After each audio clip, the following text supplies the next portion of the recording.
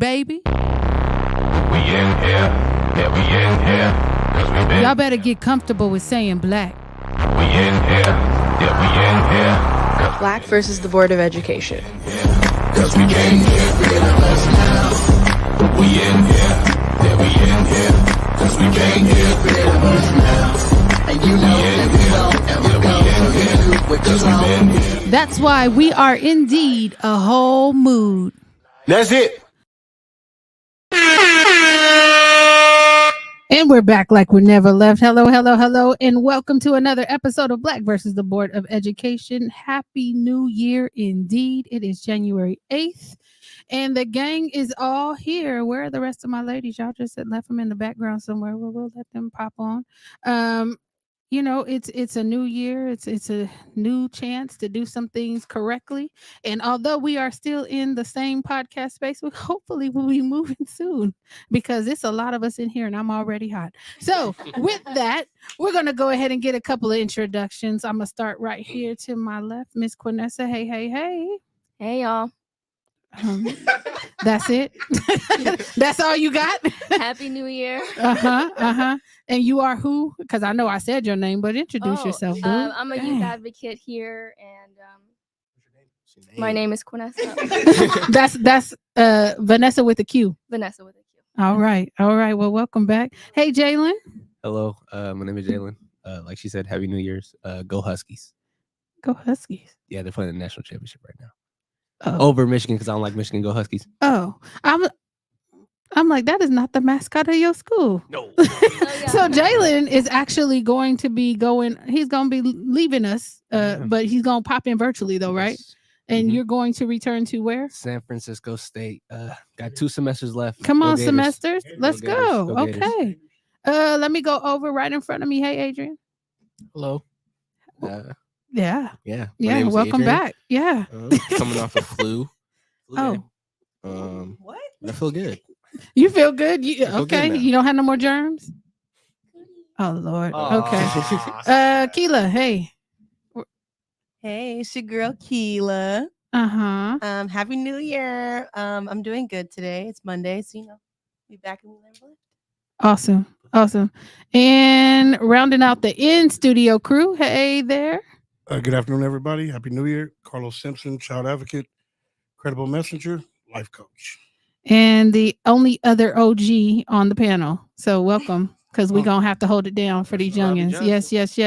Anaya. Hey everyone, my name's Anaya. Currently a freshman in college.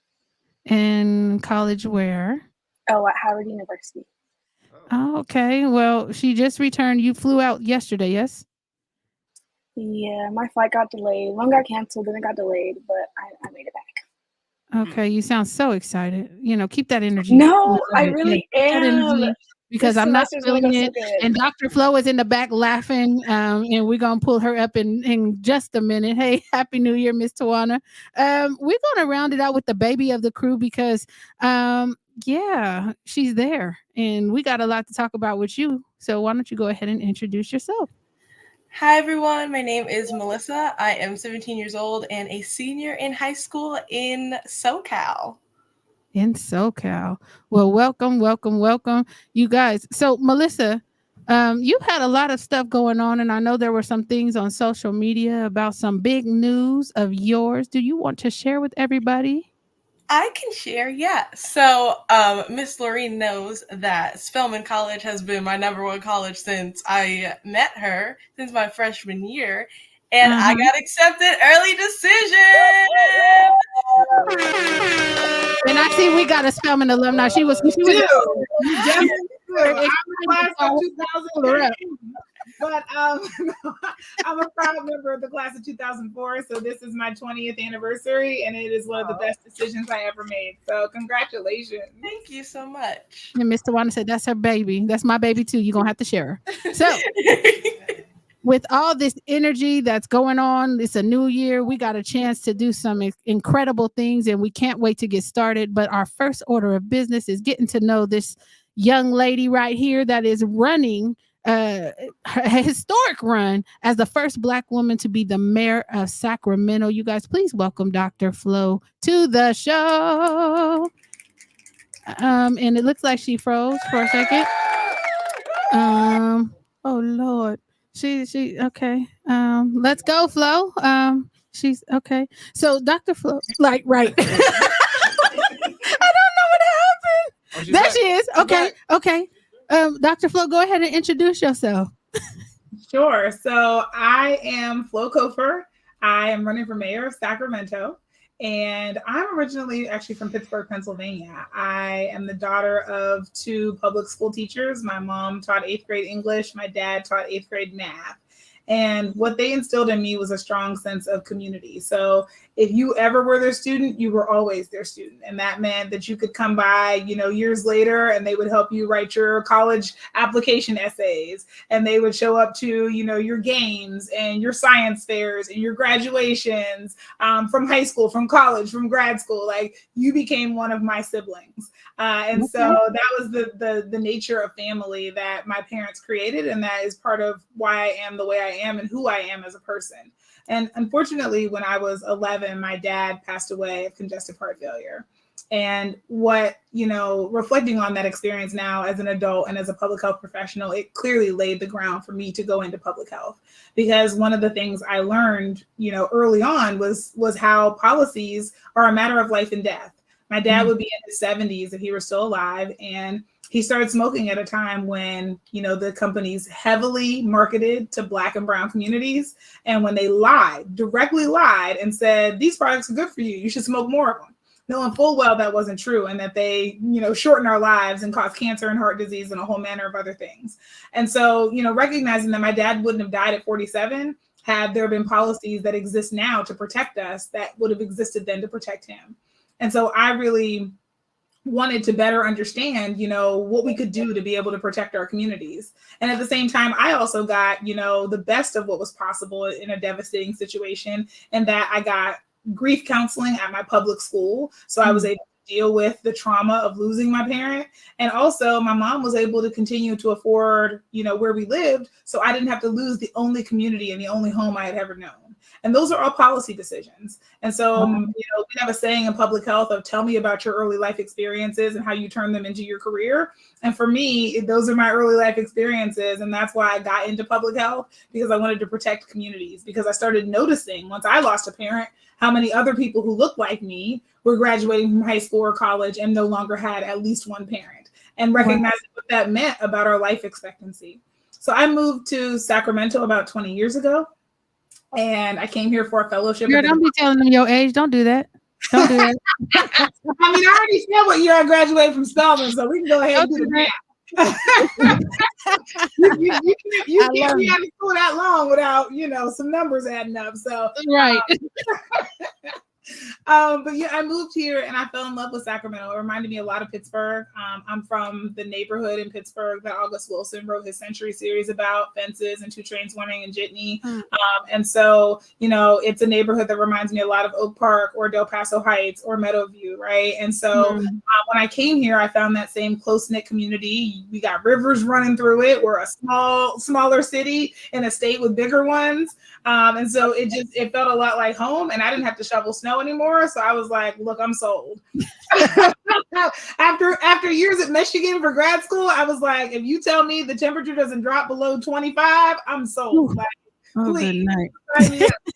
And so I stayed, and I just have fallen in love with this community, but also we have some real challenges that we're facing. And so I'm running for mayor because I am connected to our community. I am one of our community members. I don't think that big business and corporations or the powers that be should be running things. I think the people who are part of this community should be the ones running things. And I am committed to that as the next mayor of Sacramento.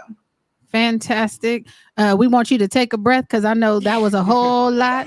And we want to make sure we get some questions in for you. But I want to remind the folks in the chat, if you have a question, go ahead and put it in there. Additionally, today's episode is called More is Possible. And I took that from your tagline, because that is Dr. Flo's tagline, More is Possible. We believe that leadership can do more, and they need to do more. And so with that, let's start off with Miss Quinessa. Do you have a question for the lovely candidate, Dr. Flo?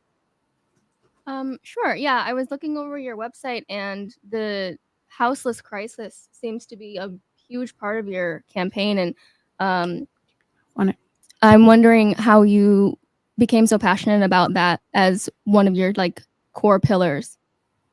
Yeah, I really appreciate that question, because so often, there's a saying, nothing about us without us. And I am constantly reminded of that saying because my mom's brother has schizophrenia and at times has been unhoused. And so I know the fear of being part of a family that loves someone, and also that at times we can't find that person. And when my grandmother was sick and died, we couldn't find my uncle. He has cycled in and out of the jail when he's trespassed somewhere he wasn't supposed to be staying, right? We have struggled to get him the help and support that he needs. I also have friends who are unhoused. And so people who are close in my life who don't regularly have a place to stay. So for me, this isn't just like an academic exercise and 35 degrees outside. And that is an impact that has an impact on our health. And so that's why I care, because I'm, a public health professional, but I'm also a niece and a friend and a daughter. And I want better for the people that I see outside, who I love and care about. Miss Anaya. My question is, what is on policy or like something you want to implement that you see a problem with right now? Yeah, there's so many, Anaya, so many things I'd love to implement. But, the big thing I want to start with, there are really two things, right? The first one is I want our city to have some priorities, because it's really hard to decide how to spend your money and what to do moving forward if you haven't decided what the priority is, because then you can set goals to be able to reflect your priorities. And for as many years as I can remember, we have not had priorities for the city of Sacramento. So therefore, when we're spending money, we're just kind of spending it based on who yells the loudest at the time the budget comes up. And that's how we spend it, right? And so we need to be a lot more strategic about how we spend our dollars if we want to actually achieve something and answer and have solutions to some challenging problems. The other thing I'd like to do is, I said before, nothing about us without us. I really believe that. I always say I have, 2 undergrad degrees and 2 graduate degrees. And nothing I have ever written in my however many years of life, 41 years of life, has my first draft been the best one, right? Like, I have always benefited from peer review. I've always benefited from somebody else taking a look and saying, hey, edit this, say it this way, move this around. And so the same thing is true for the policies that we're passing. Nobody knows the lived experience of a community better than the people who live in that community. And so they should have an ability to have a say in what we do. And so the second thing I want to do really early on in my tenure is make sure that our community voices are embedded in the process. And what that looks like is you don't get to build in our community unless there's a community benefits agreement that says you're going to hire people locally, or you're going to do some of the things that people want. You don't get to pass policies without first asking our neighborhood associations and community-based organizations and people who live in the community and giving them more than 5 days to weigh in on a decision and to offer input and amendments, and also to be able to say how we can help. Because the thing I love about Sacramento is that 30,000 people show up on Thanksgiving morning to support the food bank. This is not a place full of people who don't care. This is a place full of people who are ready to roll up their sleeves and get involved, and who really care about their neighbors and their family and their friends. And so I want to make sure that we're a part of the decision-making process so that we don't have projects that come along that harm us and don't help us. And my question, I have a question that's very similar to what you just went over. And my question is, how is the community going to be able to make sure that we can hold you to those words? How accessible are you going to be in taking criticism? Yeah, so I think that's a great question. So I'll start with saying that I'm not running for mayor because I need a job. I actually have a great job, and it's something that I'm really sad about, having to walk away from to run here. So I'm running to represent people. And that means that this is a full-time job for me. It's not a stepping stone to get some other office. And so I want to hear from the community. I'm also a public health professional, so we're used to being fussed at about every idea we come to. People tell us, no, you're wrong, and let me tell you why. Everything from seatbelts to vaccines to whatever we come up with, the first answer is no. So I'm used to being fussed at. I'm used to hearing from people in the process, right? Like that's how it works, right? So folks are going to fuss. I probably have bad boundaries because I give my cell phone number out to people all the time. And I'm like, reach out, call me, email me. We're going to be responsive. It's one of those things that I think is important for us to be able to have moving forward. But more than that, I think it's also important that I build structure so that it not just when I'm mayor, but whoever is mayor, that there is a process for our community voices to be heard and to be influential. And right now we have built a system where your voice has limited power and can be more easily ignored than listened to.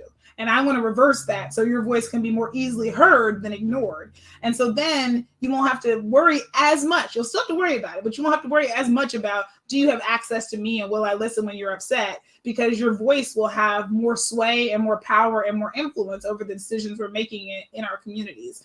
And I think that's the kind of structural change that we need. But the other side of it is, I'm a regular down-to-earth person. I'm not taking corporate PAC money or law enforcement money or fossil fuel money or tobacco money. So that means that those $10, $20, $100, $200 donations that everybody gave, all those people are going to be calling me up saying, hey, remember when I supported you to run for mayor? This is not what I expect. So that's my accountability, right? I'm not beholden to big business to do their bidding. I'm beholden to you because that's who got me elected. And that's how we're going to govern is together. Carlos. First and foremost, it's an honor and a pleasure. Appreciate you lending your time. Thank you for having me. I really had one question, but as you spoke, I started having all these things popping up, so I might be one of the ones asking for that phone number. Oh, Lord. Like for real though.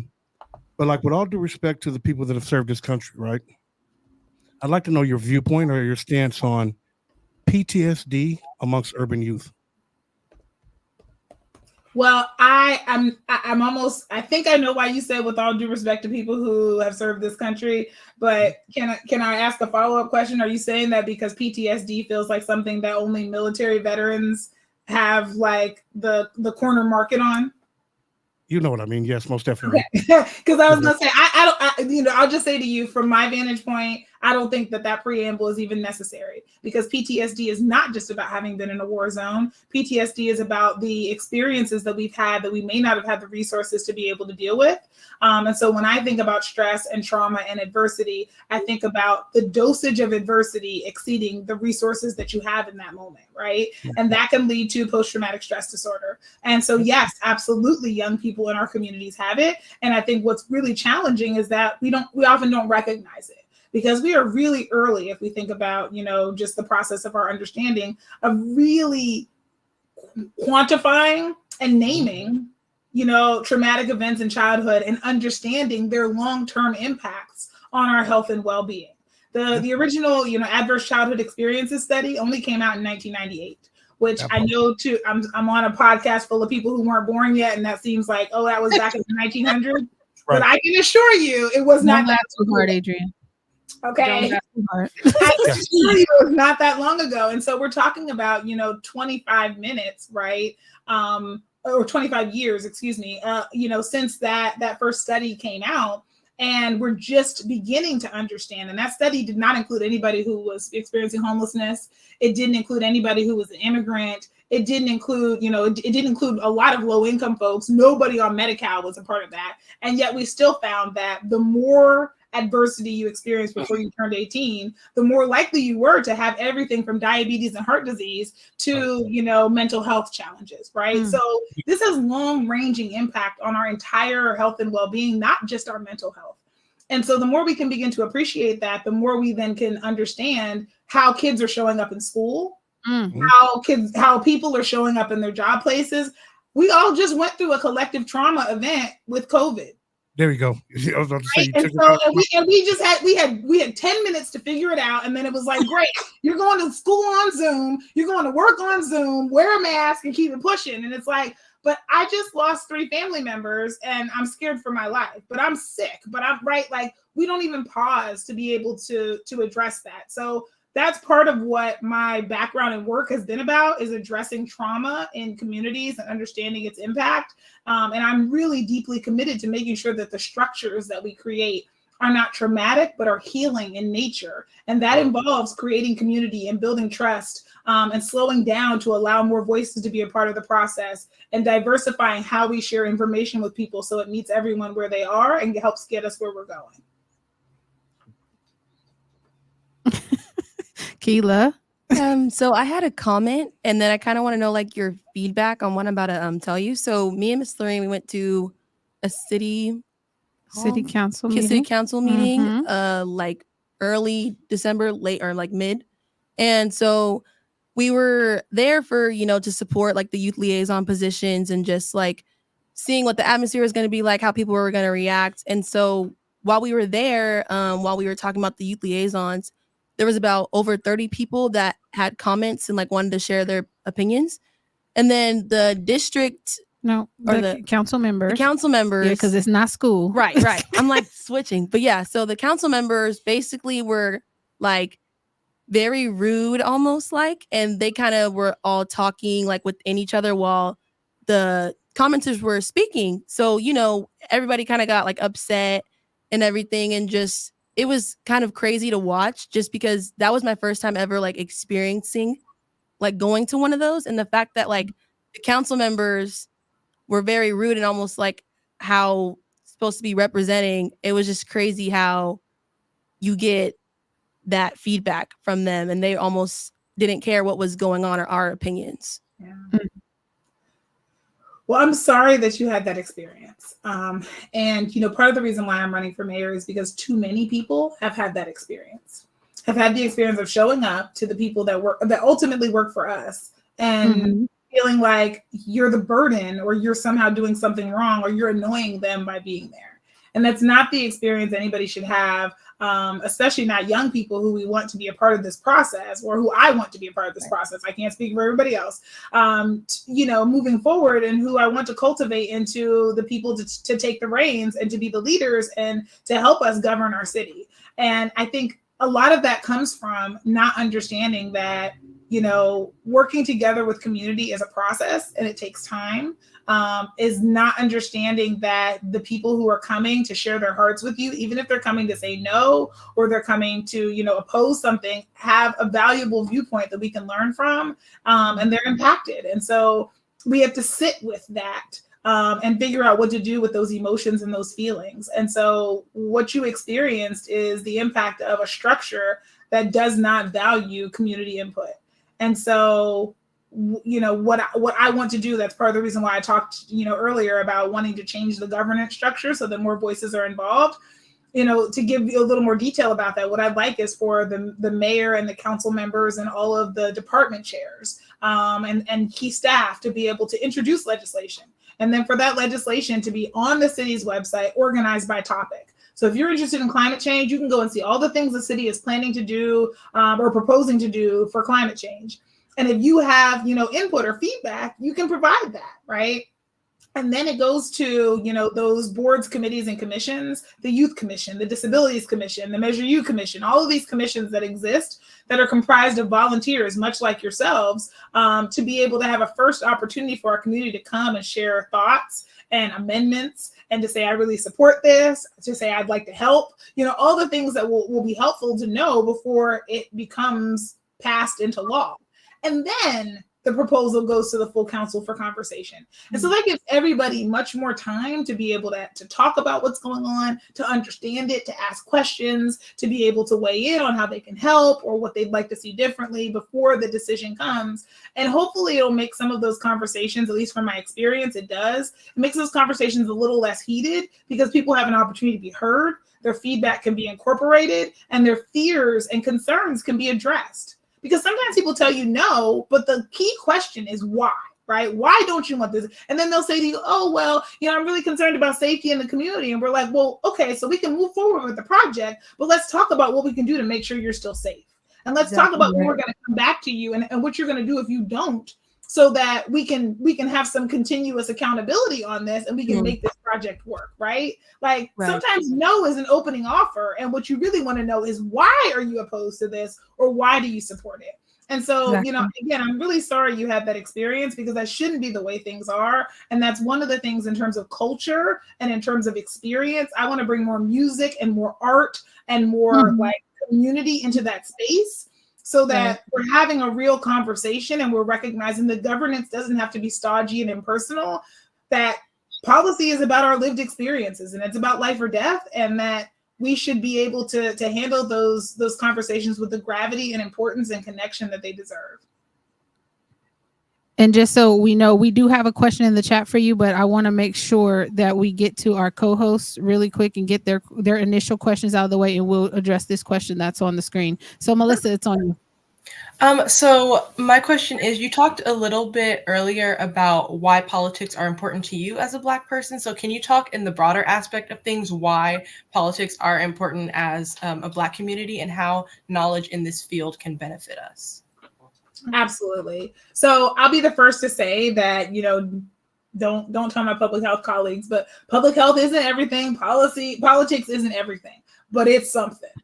Both of them are incredibly important. And so when I think about politics, you know, there's a saying, the personal is political. And what it really means is that, you know, if you are a person who believes in human rights, then every law that we create is either affirming or taking away from those human rights. And so you have a vested interest in politics. If you're a person who, you know, wants to breathe clean air and drink clean water, and exist with your family in peace and free from you know, adversity, then you have a vested interest in politics. Politics is the decision around how we will talk about issues and what we will do about the issues that are facing our community. And so all of us have a vested interest in politics, even if you don't engage in the political system in a direct way.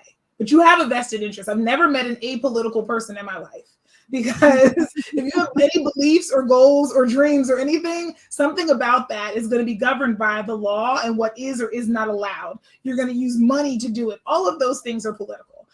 So that's usually what I say to people who say, oh, I'm not political. And I'm like, okay, so you're not engaged formally in the process, but you are political because you have beliefs, and you abide by laws or you break them. Either way, you are political. You are making a statement about what you think is or is not the way we should govern ourselves. And so let's talk about it, right? And let's figure out how we can all be a part of the process in ways that work for us. But that's why I think it's important to our community, because literally our ability to be able to do all the things we do is governed by what is allowed, what is acceptable, and the interplay between what we govern and what we allow people to decide on their own.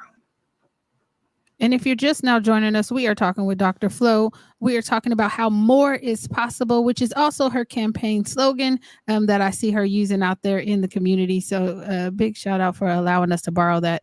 I didn't have any ideas of what to call it. Adrian. So with us having Mayor Steinberg in office since 2016, I'm curious, if you were elected mayor, do you have any policies that you would want to reverse that he put in place, or any plans that he's promised that you want to pick up on? I can say I have both. So, you know, one of the really important ways that I got involved in the city was by joining the Active Transportation Commission, because I wanted to make sure transportation is so incredibly important for our climate goals. It's also incredibly important for our economic goals. If you can't get to work, it takes you 3 hours to get to work, that job probably is not going to be one that you're going to have very long, or you're going to be able to sustain, right? And so it's incredibly important to me that we work on that. And then I was tapped to join the Climate Commission, and then became the chair of the Measure U Community Advisory Committee.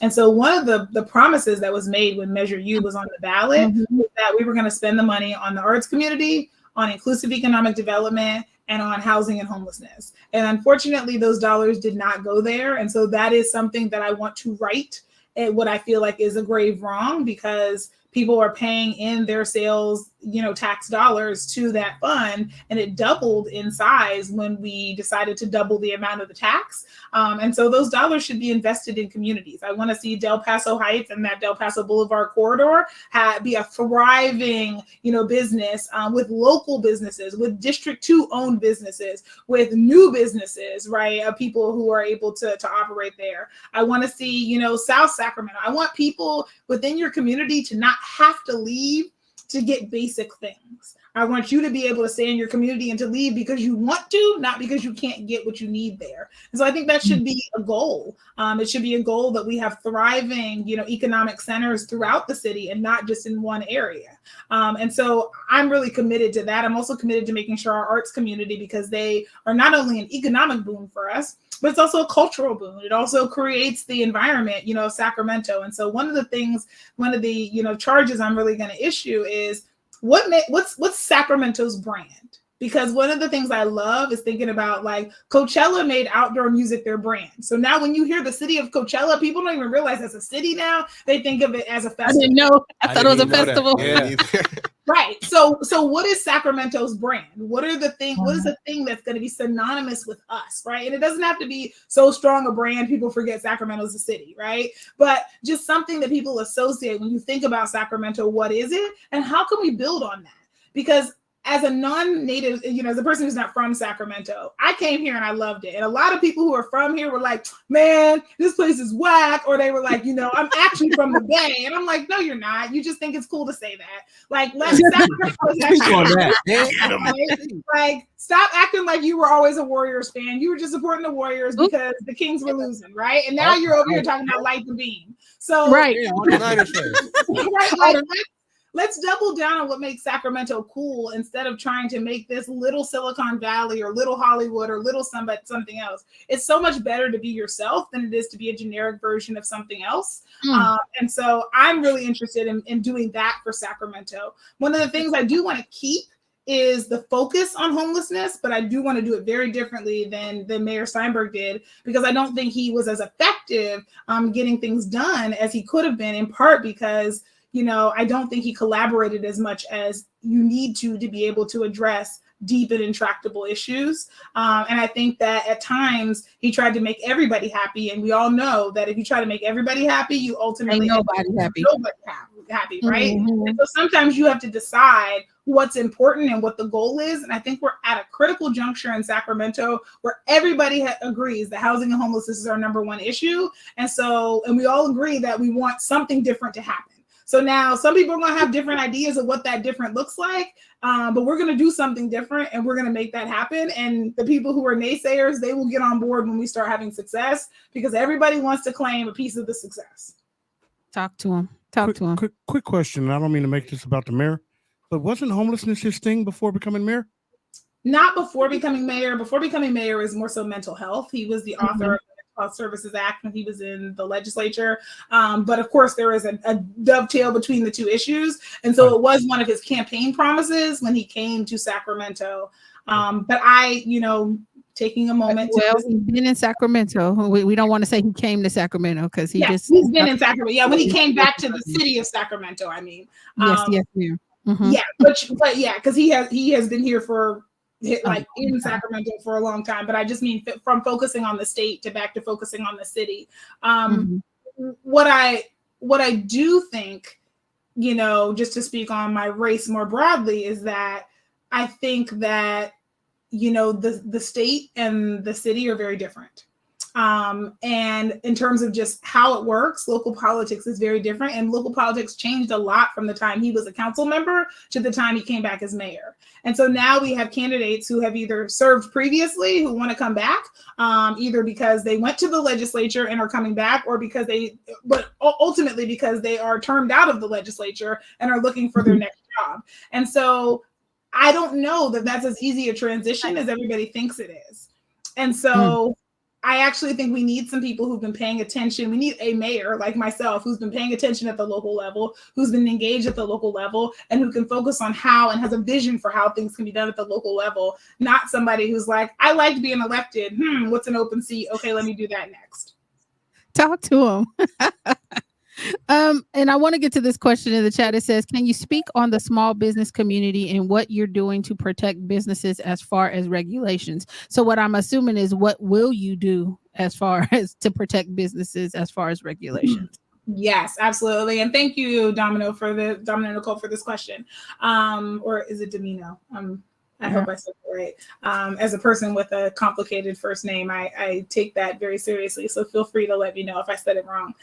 So the first thing I would say is that, you know, our small business community we need to be able to have conversations about the pain points in the same way that we have conversations about pain points when it comes to housing and homelessness, or when it comes to transportation.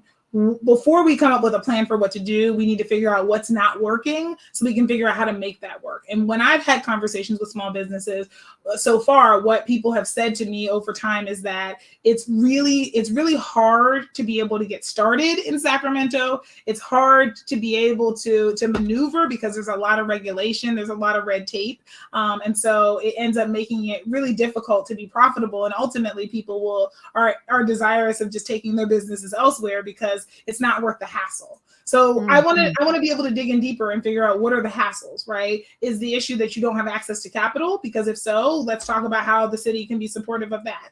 Is the issue that we have too many regulations for you to be able to do things like permitting and that sort of thing? If so, let's talk about how can we streamline, right? And I have seen some examples recently of us streamlining better. So there was this policy that was put out to be able to say people can add, if they own their homes in a big lot, they can add an additional building on the lot. So you could have your adult children live with you, or your aging parents or relatives, live with you. And so at first it took a lot to get approved to be able to build on there. And so finally they said, okay, this is taking a long time and a lot of these aren't getting built because it's taking so long. What happens if we come up with some blueprints of different sizes so that if you choose one of these blueprints, you can skip over, 7 of these steps and go straight to the next part. So that's the kind of innovate, and the city did that, and I give them credit for that. And so that's the kind of thinking I want us to be thinking is, what are the things we can do to make this easier for most people? So if you're not trying to build an octagonal, 7-story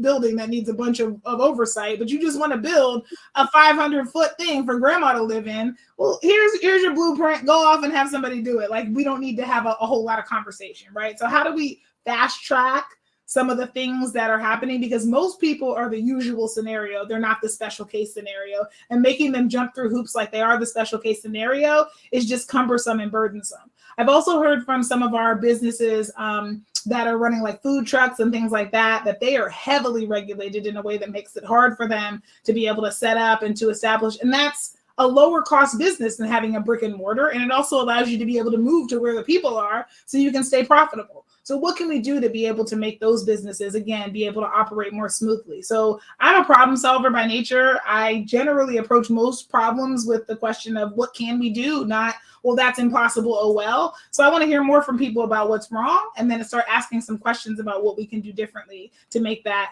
happen. And also I want to use some of the empty buildings that we have to be able to be prospective storefronts so that new businesses can have them for a little while and build some clientele and build up some revenue to be able to own and do the long term what they'd like to do in another space. I like that. And before Jalen goes, I have a question, because you did mention that you wanted to see District 2, that corridor, become a thriving type of thing. Now, with their most recent representative resigning after being indicted federally, I'm wondering, and based on the fact that he voted against this youth liaison position, I'm wondering how District 2, or what should they be looking for? What do you think the type of person District 2 needs to be looking for to replace that lack of leadership that came out of their previous representative? Just some ideas. I don't know. Yeah. It was really frustrating to watch that happen because, not only did that person, engage in some things that got them indicted, right? But also, most likely evidence suggests that didn't live in the district, and said things like, well, everybody knows I'm not a fan of affordable housing. And I'm like, he's not a fan of living in his district either. Right. But you said that, you said the quiet part out loud. And that sounds like you're not a fan of people affording their housing. Like, Make it make sense. Stop being petty. Right. So what I would say is that to the voters of D2, right, you know your community well. And so first and foremost, you know when somebody lives in your neighborhood or not. And so don't, just because, you know, like, what's that saying from Batman, like, and in their desperation, they turn to a man that they didn't know or understand, right? Which was the Joker. So don't turn to a man you don't know or understand, right? Like make sure, you know, the people who have been around and the people who have been consistent in your community for years are the people you should be looking to for leadership right now. And thankfully, there are 9 people who've shown up to be able to be on the ballot. And so you have robust choices, and you have choices of people who you've known, who've been a part of this community, who have been leaders in your community, who you know their background and their reputation. And so those are the questions I think we would start with, because a lot of the other parts of the job are learnable, but what people's character is and what their vision for your community is often pretty fixed in terms of who they are, and their track record. There's nobody there who's running who just popped up on the scene. So think about what you want for the community. I would also say somebody who's going to be a voice for people who have not always had a voice. So in other words, who are the lower income people in your community, the Black and brown and Hmong people in your community, right? Like the people who are there who need the additional opportunities, because if we do right by them, the people who have secure finances and others will also benefit, right? So it's not as if they're going to be harmed, but you're going to do right by the people who are there. And I think that's what ultimately the people who live in D2 want, is somebody who knows and cares for their community and is going to have a vision for making it better for the people who have struggled. So my question is, with the youth right now being as outspoken as they are, and something like a youth liaison being brought up, what is the idea that you can implement to harness that youth voice and get more youth into politics? Yeah, so one of the things that I did when I was on the Measure U committee, and I was part of the group that actually came up with the Measure U committee, and so we made sure that there's a youth seat on the Measure U commission. And I'm bringing that up because we always struggled to fill it. We always got somebody who was like 23 and a half and got to serve for like a year, and then they aged out when they turned 25. So but that seat exists, and I fought with the youth commission to make the recommendation that all of the boards, committees, and commissions would have a youth seat. And so that has been an active way that we've been trying to embed youth voice into all the decisions that are happening. I want it to be a priority to get young people involved in our city, from summer at City Hall to having partnerships between the city and our school districts, to just finding ways that we can create pathways. Because when I talked to some of the summer at City Hall participants over last year, they were saying they didn't feel welcome. They felt the same thing that you felt when you went to the city council meeting, which is like, I'm a burden to somebody and nobody wants me here. And I don't want that to be the experience. So I really want to think about cultivating a youth-centered experience for how you understand governance, how we can partner with schools to be able to have that not just be a one-off, but an ongoing experience. And also, making sure that there are young people involved in the mayor's office when I'm mayor, because, you keep us young. Somebody got to run my TikTok, right? Because right. Me, so. Thank you for saying that out loud. Those are the ways that I want, our communities to be connected. I want, the student governments at the schools to be able to have a relationship with their city government, right? Like, that's a great leadership and learning opportunity, and a way to be able to make that experience more meaningful. And so I want to make sure that we are doing those things in addition to funding youth programs, and some of the things that are maybe more distant from governance, but still allow for enrichment and for people to be prepared for job opportunities and careers, and their hobbies even, right? Like, not everything has to be capitalism. Like, some of this can just be like, you like to paint, and we want to encourage you to paint because it's good for your well-being. That's right. That's right. And if you're just joining us, Dr. Flo is in the building. We are talking about how more is possible. And I just want to put this on your radar. Should you be elected, just know that we would love to partner with you on producing that youth-centered experience at City Hall. And we've been doing it for a number of years at the legislature. So just to bring it more local would be amazing. And what we witnessed when we came to city council, that was not my first city council meeting, but what it seemed like is there was the you can't sit with us mentality. It was a lot of mean girl energy coming off that dais. There were a lot of people walking in and out of the room when the kids were up giving public comment. And it's just like, if I don't care about putting in, and I probably shouldn't say it like this, but I am. I don't really care about how you say you want to put a youth on every board and commission if your energy is like that when they come into contact with you. Because that lets me know they're not going to be on those boards and commissions for a long time. And even in talking to the chair of the youth commission, he said that there is a formalized process for them to get information to the city council that comes out of those boards and commissions. So I would like, if you were to be elected, for you to make that, streamline that process for them to be able to get it without having to write a paper or whatever it is the process is now, but creating a time when they can come and report out would probably be advantageous. And I know Carlos had a question, so I'm gonna go on over here to him. Can I just address that, because that is absolutely part of the plan. So when I was on, and mind you, I was an adult serving on the boards, committees, and commissions, and I was like, this feels bad, not working with my colleagues on the commission, but every time we had to interface with the council, because like one time we had a report that we had written up and shared with them, and they put us on consent, and then literally two of us had to go up, and we got 2 minutes each to make a public comment on my own report. We didn't get to present it as though we were staff and have all the time we needed to talk about it, right? Often no action was taken, no response was ever given. So they would basically just do the equivalent of leaving our messages on red. And it's like, why am I volunteering to be your advisor if you're not going to listen to us? And if you're going to make decisions before we get a chance to even weigh in on them? One year they voted on the budget, and then they were like, okay, Measure U, what do you think we should spend the money on? Like, you already decided. Why am I here? So that's really important to me, that when our boards, committees, and commissions have recommendations, that they get time as a discussion item on our agendas to be able to come and present, to be able to answer questions, to be able to be given the dignity and respect that they deserve.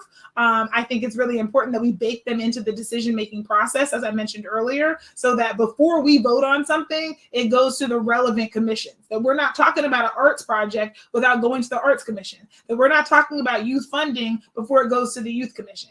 That's important to me, because that's an opportunity for us to hear from even more young people, and for also young people in the community to be able to call in and talk to their peers and talk about it and have their voices represented. So you're absolutely right. It's not enough, just like when we talk about racial equity or any other type of thing, it's not enough to just be like, well, we open the doors and we let you in, hope you're going to feel good here. It's also about cultivating an environment that is inclusive and that says and a structure that says we care about what you have to say. We're listening when you're talking to us, and we're baking you into the process in a meaningful way, because we all know when we're being BS'd. You're right. And so Carlos has a question, and then Anaya follow Carlos, okay? Yeah, say you kind of struck a little chord and had me a little emotional earlier when you were talking about 47, right? I'm a 47-year-old African-American male and a father. So as I'm looking at more holistic ways of dealing with diet and health and whatnot, I don't really see any supermarkets in any of these urban areas that offer low sodium foods, that offer healthy advantages. You speaking her language, you see her? So, but on top of that, like, it's not even just about the food desert. It's just a simple fact that they're not even informed. So when do we ever get a Whole Foods in the Black community? When do we ever get a Nugget in the South area? When do we ever get a co-op in Oak Park? So, and when do we ever make it affordable for them to be able to do that? Because I don't really see the meat that I see at Food Co. ain't the same meat that I see at Nugget. And I'm wondering why that makes it okay for us to not be privy to these things that come down the pipeline. Ooh, you are speaking my love language. Listen. All right, let's get into it. Let's really get into it, because you already named the problem. And one of the things, like, my background is doing this. So what we worked on, if you've ever been to a restaurant and you've seen calories on your menu, that was the organization that I work for that fought to make sure that information was available. And the way we got that was because legislators, a lot of them thought it wasn't necessary. And so we came in with 4 questions. We said, okay, here's a menu item. Which one is the lowest calorie? Nobody got it right. because you couldn't guess from what it said. You don't know about the hidden ingredients or how much sodium is in this, right? So you absolutely need labeling. We absolutely need to make sure that we are able to protect our communities. One of the things we fought for a long time is healthy checkout, because we know that those things that they put, you know, the impulse purchases, there's a reason why there's a little lane there when you're getting ready to do your last minute, but because you always grab something from there and throw it in your, and it's almost always candy and soda and all of these other things. And we're like, you could also have healthy checkout so that when I'm grabbing an impulse purchase, it's something that's better for me, right? So there's a way in which we not only design the layout of our stores, but also the food deserts in our community. And so I did not mean to give you, you know, a sense of anxiety because of my personal experience with my dad passing away and you being a dad, but I know how that feels, right? To worry about it, because when my sister turned 47, she's a few years older than me, and all year she was like, oh God, I'm 47, right? So it lingers in your head. But one of the things we need to do as a community is make sure that when I said before, you have everything you need in your community so you don't have to leave. And so what does it look like to be able to start with, you know, to start with farmers markets and make sure every community has access to fresh produce, and then build the farmers markets out so that there's an ongoing place. So if you're not available on Saturday or Sunday when they're happening, that you still can go and get your produce. We've done a great job of making sure that farmers markets accept EBT and other things like that, which is great because it makes it accessible for people. But we need to make sure that we have more opportunities like that, and that we are looking and saying, who doesn't have access to a grocery store and how do we put one there? And how can it be, you know, owned by the community? How could it be a co-op, right? And how do we make it a co-op and make it so that everybody gets to participate in it, and also keep the prices low enough for it to be able to be accessible to the community, so you don't have people driving in from the suburbs saying, ooh, I'm gonna get some good produce in Meadowview, right? Like, we want to make sure that when it's built, it's also built to serve our communities. And that's incredibly important to me. And I think that there are dollars that we can invest to be able to make sure that we're thinking about our health and well-being in our communities, and we're designing healthy communities from the layout of, are there sidewalks I can walk on? And, you know, are there trees to be able to provide shelter and cover so that I can walk safely, you know, when it's warmer outside, you know, all of the ways that we design a community to make sure that it's something that we can engage in healthily, and it's promoting our health. And so we are running down to the last minutes that we have. We have about, we'll give it 10 minutes, right? So we're going to have to do a lightning round. So if you have your questions ready. Dr. Flo, we're going to give you like 30 seconds to answer. We're going to move on to the next question. So we can just get as many in here as possible. So Anaya, you're up.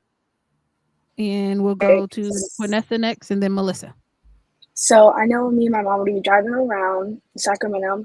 We would see a lot of like houses and apartments being built. We'd also notice a lot of people who are houseless living on the street. So what plans do you have in action to address that problem? And then how are you going to keep it sustainable so it actually is, yeah. Great question. Two things. One is those units are often market rate. And market rate means that people can charge whatever somebody's willing to pay, and they only lower it if they sit vacant. And so we need to actually make sure that there's affordable housing at all levels, so people aren't spending more than 30% of their income on housing, because if so, then they have one extra bill, one accident, one health scare, and now they can't afford their rent, which is the second part of this, which is rent control. Right now, rents are going up 10% a year, but incomes aren't.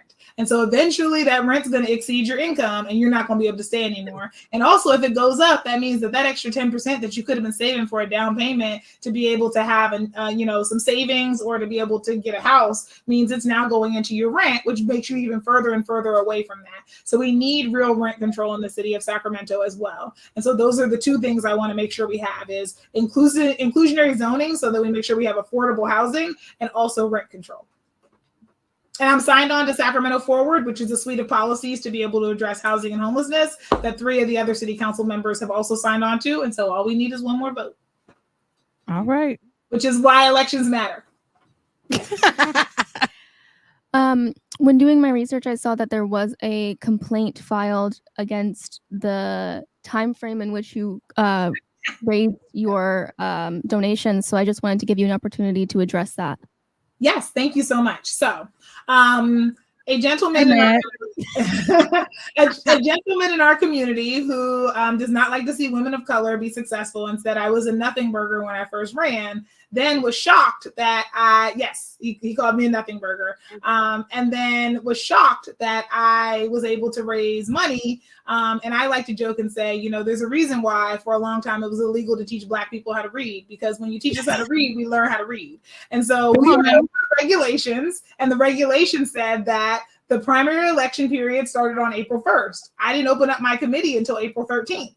And once the primary election period starts, you have unlimited amounts that you can raise money. Now, the challenge was the city clerk made a mistake and forgot to update the other section where it said off election years to be able to match our primary being in March, right? Instead of being in June, which it used to be. So then it also said the off election year ends on June 30th.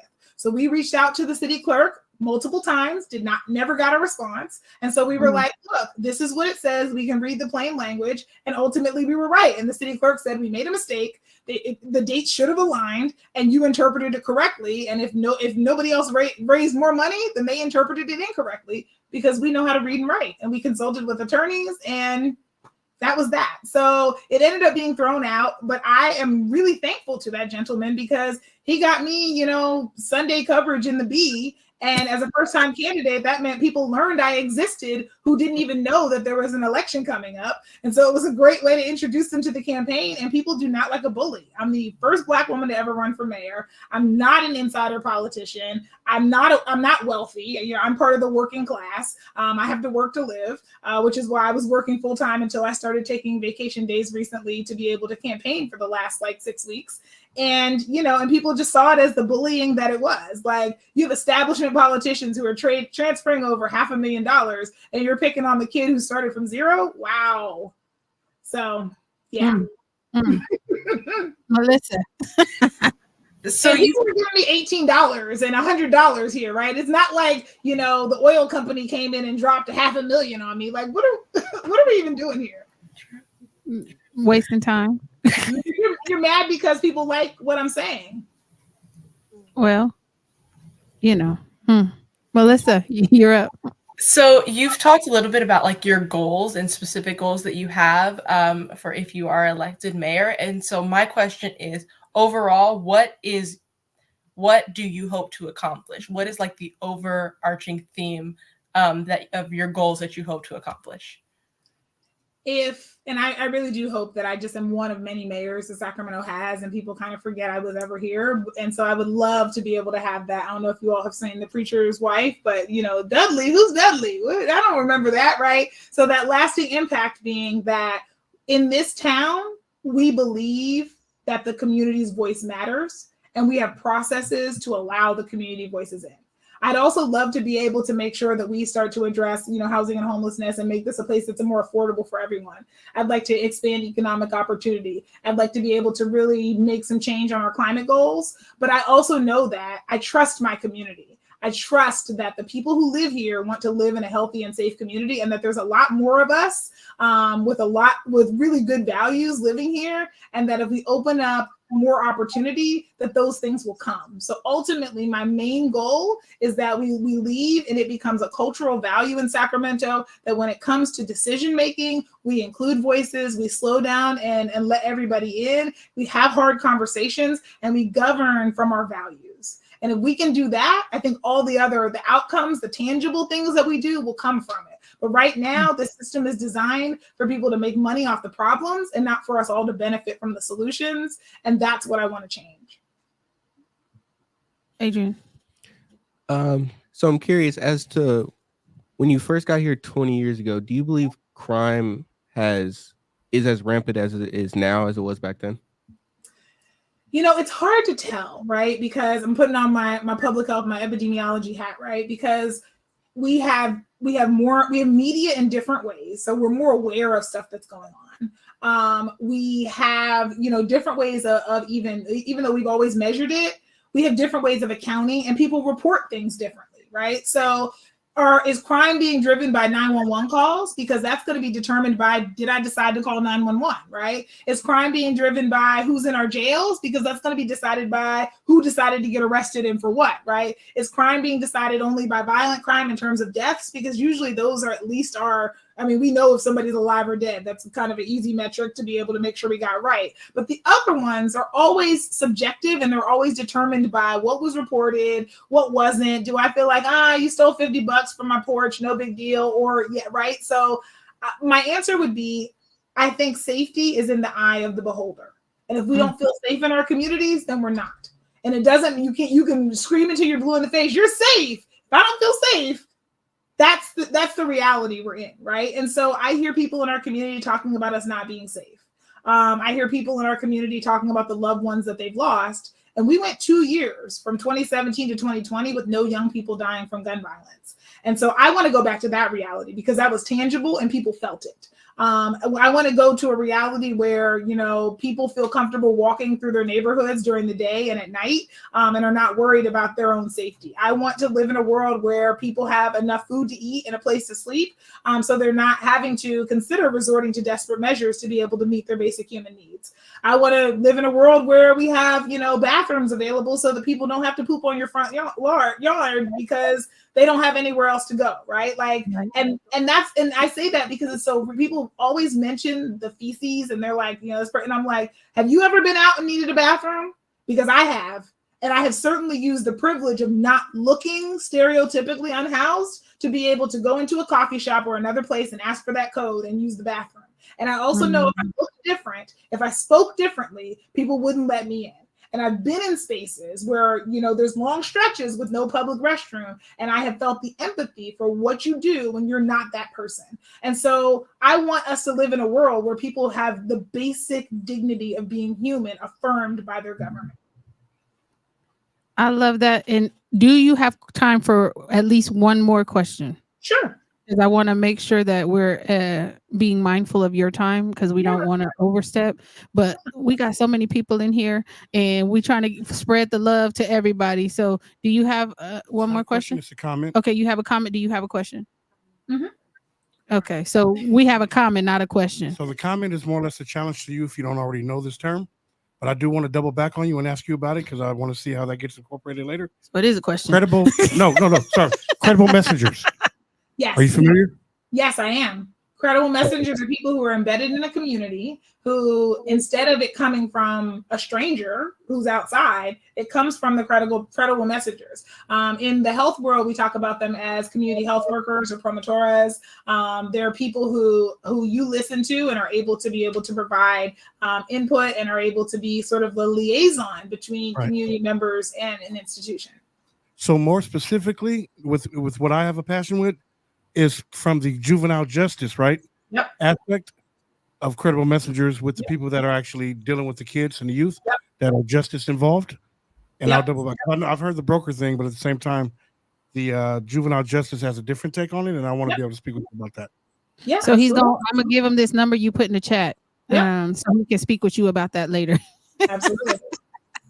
And so, first of all, we want to thank you for taking the time to sit with us, taking time out of your busy schedule, because I know you out here going house to house trying to meet as many people as you can. So taking an hour just to spend it with us means a lot. So thank you so much for that. And for anybody else, we are going to actually make sure that we are being fair and impartial. So we will be sending out an email to other candidates to see if they want to kind of face the firing squad. As we ask them some questions too about what it is that they're doing. And we'll make sure that goes out and we'll be as fair as possible. But man, you already know how I feel about you, so I ain't gonna even tell everybody else. But it's refreshing to kind of be able to sit with somebody and it's not politics as usual.